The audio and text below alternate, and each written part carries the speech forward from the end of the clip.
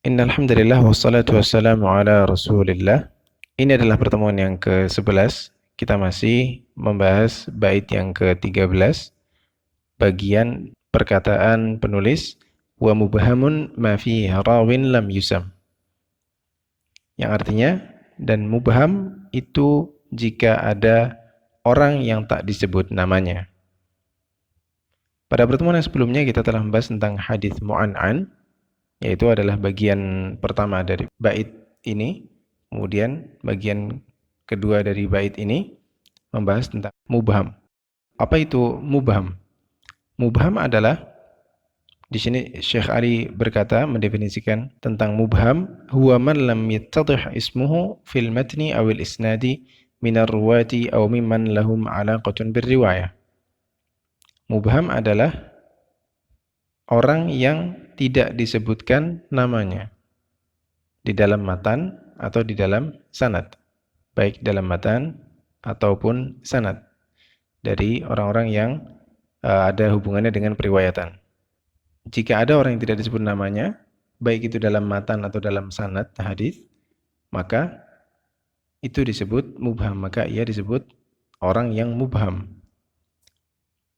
Contohnya adalah yang pertama, di sini beliau mencontohkan mubhamul matni, orang yang mubham di dalam matannya. Contoh, ada orang mubham di dalam matan hadis. Matan hadis maksudnya adalah teks hadis.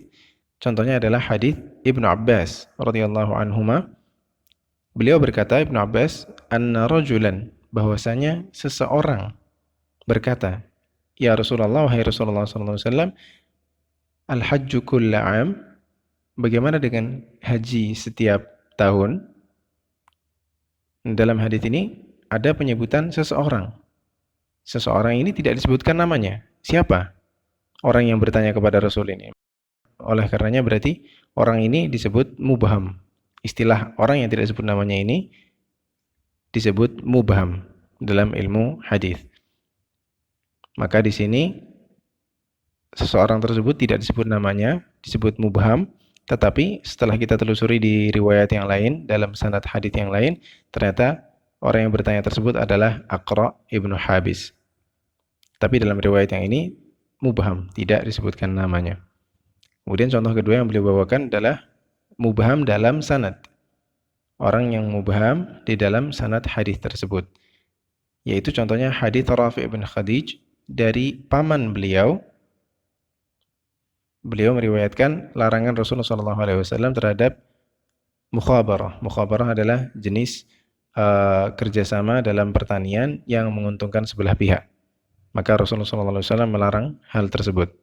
Di dalam sanadnya ada Rafi' bin Khadij meriwayatkan dari pamannya.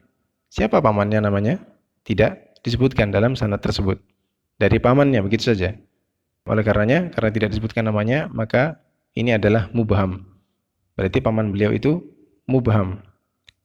Tetapi setelah kita telusuri di riwayat yang lain, ternyata ada penyebutan namanya.